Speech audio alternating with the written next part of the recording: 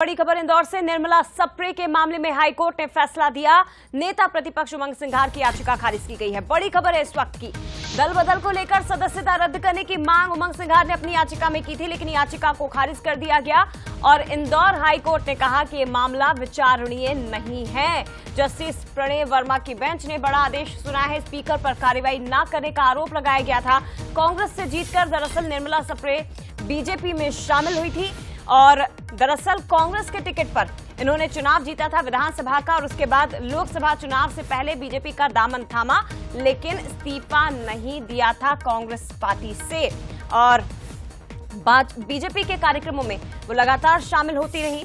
ये भी आपको बता दें कि विधायक निर्मला सप्रे की सदस्यता को लेकर कांग्रेस ने दरअसल विधानसभा स्पीकर को भी सदस्यता रद्द करने का आवेदन दिया था, लेकिन जब कोई फैसला नहीं सुनाया गया तो कई बड़े आरोप भी कांग्रेस की ओर से लगाए गए और बड़ी खबर अभी यह है कि एक बड़ा झटका कांग्रेस को लगा है और एक बड़ी राहत निर्मला सप्रे के लिए। सीधे रुख करते हैं एग्जीक्यूटिव एडिटर मनोज सैनी जी और ज्यादा जानकारी के लिए हमारे साथ जुड़ गए हैं। मनोज जी, कितना बड़ा झटका माना जा सकता है कांग्रेस के लिए, उमंग सिंघार के लिए और ये कितनी बड़ी राहत निर्मला सप्रे के लिए?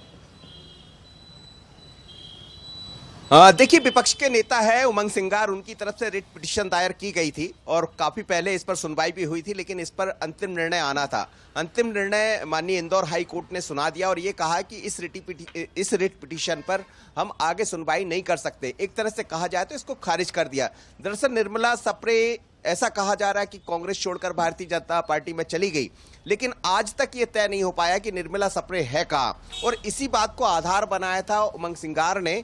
पर हाईकोर्ट ने ये कहा कि मामला माननीय इस कोर्ट के कार्य क्षेत्र में नहीं आता, इसलिए इसको खारिज कर दिया गया। अब हो सकता है कि जबलपुर हाई कोर्ट में इस पर सुनवाई हो आगे और जबलपुर हाई कोर्ट से कुछ कांग्रेस को राहत मिले, लेकिन हाल के लिए बड़ी खबर निर्मला सप्रे के लिए, उनकी तरफ से भी तमाम दलीलें दी गई। नरेंद्र सिंह तोमर जो कि विधानसभा के अध्यक्ष है, उनकी तरफ से भी उसमें बात रखी गई, क्योंकि ये कहा था कि 90 दिन तक यदि वो भारतीय जनता पार्टी में दिखाई दे रही है तो निश्चित रूप से उनकी सदस्यता को रद्द कर देना चाहिए। उससे कई दिनों के कई कार्यक्रमों की बाकायदा फोटो और सब तमाम तरह की चीजें प्रस्तुत की गई थी माननीय हाईकोर्ट इंदौर में, लेकिन इंदौर हाईकोर्ट ने यह माना है कि उनके कार्यक्षेत्र में नहीं आता है, तो इसलिए इस पिटीशन को खारिज किया जाता। तो अभी हाल में तो निर्मला सप्रे को बड़ी राहत है।